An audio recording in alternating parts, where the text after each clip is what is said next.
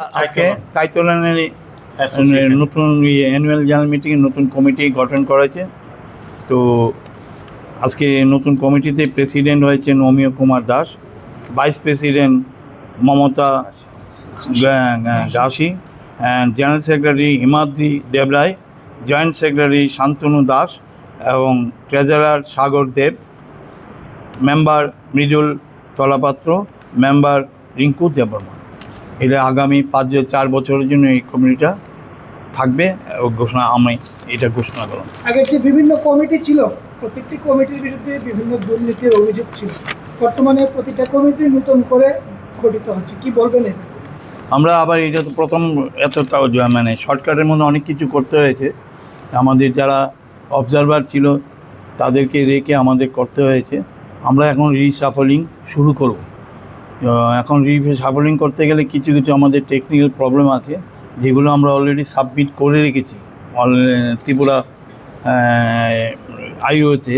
এখন চেঞ্জ করতে গেলে আমরা যতক্ষণ না এটাকে করতে পারছি ততক্ষণ আমরা চেঞ্জও করতে পারছি সময় সাপেক্ষে। আগামী দিনে আমরা প্রত্যেকটা অ্যাসোসিয়েশন যাতে সুন্দর সুষ্ঠুভাবে এবং ভালো লোকেরা আসে তার চেষ্টা করব। আপনি একটু আগে বলছিলেন যে বিভিন্ন উনি একটা আমিও করতে পারি, একটা চিঠি দিয়ে পাঠিয়ে দিতে পারি।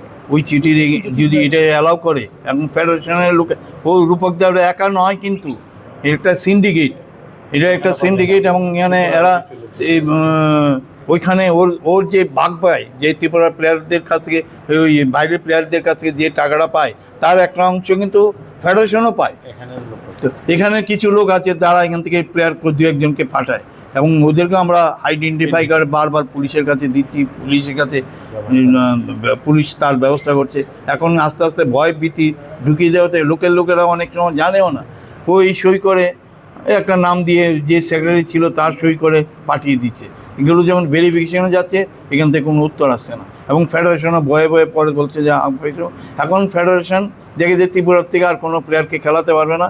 ওরা এখন ধরেছে এই আন্দামানের একটা দ্বীপে ওদেরকে ধরেছে যে ত্রিপুরার কোটাগুলো এইরকম প্লেয়ার যাতে আন্দামান থেকে পাঠানো। এখন ত্রিপুরা ছিল আগে ফ্রিল্যান্ড, এখান থেকে সব প্লেয়ার পাঠাতে পারতো, এখন এটা বন্ধ হয়েছে।